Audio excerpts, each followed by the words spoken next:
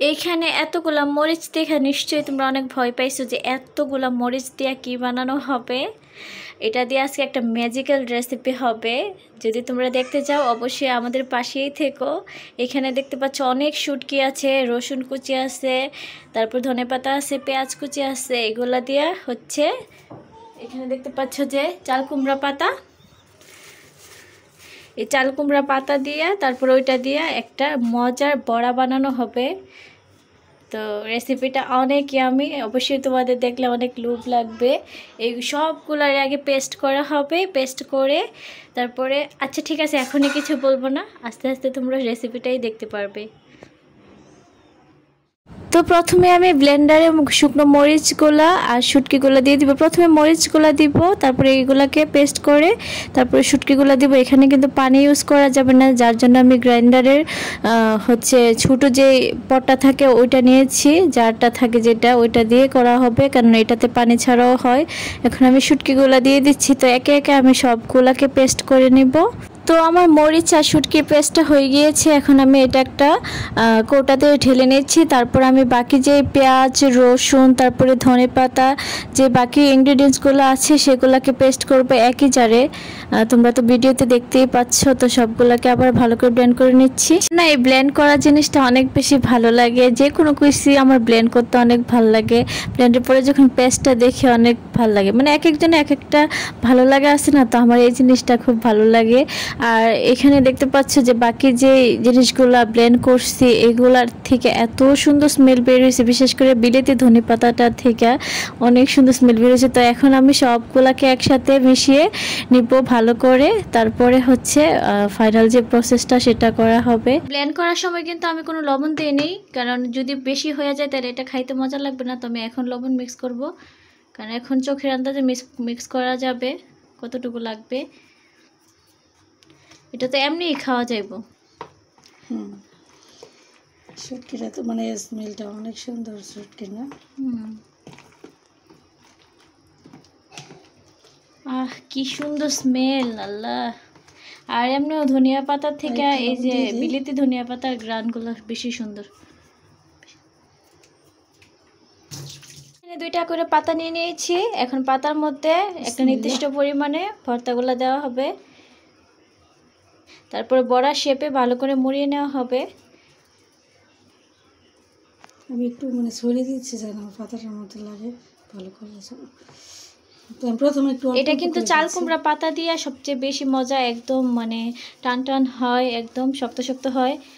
আর অন্য পাতা দিয়ে হয়তো একটু নরম নরম হয়, তাও সমস্যা নেই। চাল কুমড়া পাতা না পাইলে এটা দিয়েও করা যায়। তোমরা ভিডিও দেখে অবশ্যই বুঝতে পারতেছো যে কিভাবে মানে মোড়ানো হয়েছে পাতাটা। এই যে একটা বানানো হয়েছে। আচ্ছা, প্রথম আর একটা একটা করে দিয়ে দেখি না? একটা করে দিয়ে দেখো, যেহেতু পাতা কম।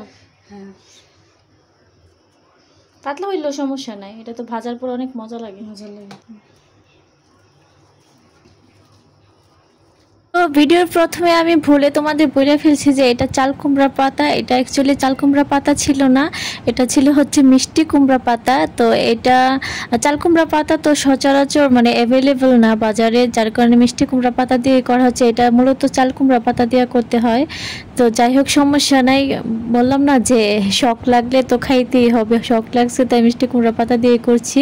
আর পাতাগুলোকে কিন্তু আমি অবশ্যই ভালো করে ধুয়ে তারপরে পানিগুলোকে মানে ঝরিয়ে নিয়েছি। হয়তো তোমাদের দেখানো হয় নাই, যার জন্য এখন আমি আবার বলে দিলাম। তো একে একে আমি এখন সবগুলাকে বড়া শেপ বানিয়ে নিচ্ছি। এখানে হয়তো পাতাই হবে না, যার কারণে যতগুলো হয় আর আগে আর এগুলো বেশি ভালো হয় 2-3টা পাতা করে দিলে। এখানে তো জাস্ট একটা করে পাতা দেওয়া হচ্ছে, কেননা পাতা অল্প ছিল। আর মাত্র পাতা আছে 2টা কি 3টা, তো এখন 3টা দিয়ে 3টাই বানানো হবে। পেঁয়াজটা রয়ে গেছে অনেকটাই। তো যাই হোক, সমস্যা নেই। পাতা কম ছিল তাই পাতায় হয় নাই, যার কারণে এটা এখন ডিপ ফ্রিজে রেখে দেব। যখন আবার চাল কুমড়া বা মিষ্টি কুমড়া পাতা আনা হবে তখন আবার এটা দিয়ে বানানো হবে। আর এই যে এতগুলো হয়েছে, তো এটা এখন রেখে দিই। তো সবগুলো বড়া বানানো শেষে এখানে আমি একটা তাওয়া বসিয়ে দিয়েছি। তাওয়াতে আমি তেল দিয়ে নিয়েছি। এখানে কিন্তু আমি সরিষার তেল দিয়েছি, যে কোনো তেলই দেওয়া যায়, সরিষার তেলটা দিলে একটু ভালো লাগে আর কি। তো দিয়ে তারপরে এখানে আমি 3টা কি 4টা বড়া দিয়ে দিয়েছি। তো এটা হচ্ছে তোমরা যদি একদিন ভেজে রাখো এটা কিন্তু অনেক দিন ফ্রিজে রেখে খাওয়া যায়। জাস্ট হালকা হালকা একটু গরম করলে একটু মজা লাগে আর কি। ভাত গরম থাকলে সমস্যা নাই, ভাত যদি গরম না থাকে তাহলে হালকা একটু গরম করে নিলেই হয়। আর এটা অনেক বেশি মজা হয়। এটা বিশেষ করে প্রথম দিন থেকে দ্বিতীয় দিন যখন একটু আবার গরম করে খাওয়া হয় তখন আরও বেশি মজা লাগে। তো এখানে কিন্তু আমার বড়াগুলো হয়ে যাচ্ছে। এগুলো হতেও বেশিক্ষণ টাইম লাগে না, 1-2টা পাতা করে দিছি, তো 2-3টা পাতা করে দিলে হয়তো হালকা একটু টাইম লাগে, কিন্তু তাতেও সমস্যা নেই, অনেক মজা হয় বেশি পাতা দিলে, কারণ এটার পাতার টেস্টটাই আলাদা হয়। তো বড়া কিন্তু ভাজি হয়ে গিয়েছে। এখানে পাতা কম ছিল, পাতা 2টা বা 3টা করে দিলে আরও টান টান করে ভাজি করা যায়। যেহেতু পাতা কম তাই একটু তাড়াতাড়ি উঠিয়ে নেওয়া হচ্ছে। অনেক সুন্দর একটা স্মেল, অনেক সুন্দর একটা রোস্টেড স্মেল। এই যে এক দফা ভাজা হয়েছে, এখন বাকিগুলা দিয়ে দেওয়া হবে। মন চাইতেছে এখনই খাওয়া ফেলি সব, মানে এত সুন্দর লোভনীয় ভাজা হয়েছে। সবগুলা বড়া ভাজা শেষ, এখন হচ্ছে গরম গরম ভাতের সাথে খাওয়ার পালা। আর এটা যে কত মজা, তোমরা যদি বাসায় একদিন ট্রাই না করো জীবনে বুঝতে পারবা না এটা কতটা টেস্ট। আর যারা ঝাল লাভার তারা তো ভীষণ ভীষণ পছন্দ করবে। তো এখানে প্রায় 10টার মতো বড়া হয়েছে। পাতা থাকলে আরও হতো, কেননা ভর্তা অনেকটাই রয়ে গিয়েছে। তো পাতা স্বল্পতার জন্য অনেক সময় দেখা গেছে যে একটা বড়াতে একটাই পাতা ইউজ করা হয়েছে। এখানে 3-4টা পাতাতে মানে 3-4টা পাতা দিয়ে একটা বড়া বানালে সবচেয়ে বেশি মজা হয়, কারণ পাতাটা খেতে অনেক মজা। এই হচ্ছে ফাইনাল লুক। আমার ক্যামেরাতে হয়তো বোঝা যাচ্ছে না এটা সৌন্দর্যটা, কিন্তু এটা অনেক সুন্দর হয়েছে এবং অনেক মজাও হয়েছে। তো যাই হোক, আমার আর সহ্য হচ্ছিল না, কারণ এটা আমার সবচেয়ে বলতে আমার অনেক ফেভারিট রেসিপি আছে, তো তার মধ্যে এটাও একটা। তো যার কারণে আমি গরম গরম ভাত নিয়ে একদম বসে গেছি। এখানে কিন্তু আমি দেখতে পাচ্ছি যে 2টা নিয়েছি, পরে কিন্তু আমি আরও নিয়ে তারপরে খাইছি। এটা এত বেশি মজা লাগতেছিল। চাল কুমড়া পাতা হইলে আরও বেশি মজা লাগতো।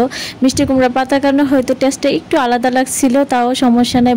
ভিতরে ভর্তাটা যে এত মজা হয়েছে, মানে মনে হয় যে আমি অনেক দিন পরে একটু তৃপ্তি করে খাওয়া দাওয়া করছি। যারা ঝাল লাভার আছো আমি জানি যে এটা দেখলে তোমাদের মানে সাথে সাথে বানায় খাইতে ইচ্ছা করবে, আর যারা খাইছো তারা তো জানোই কত মজা। তো যাই হোক, তোমরা সবাই ভালো থেকো, সুস্থ থেকো, দেখা হবে অন্য ব্লগে। আল্লাহ হাফেজ।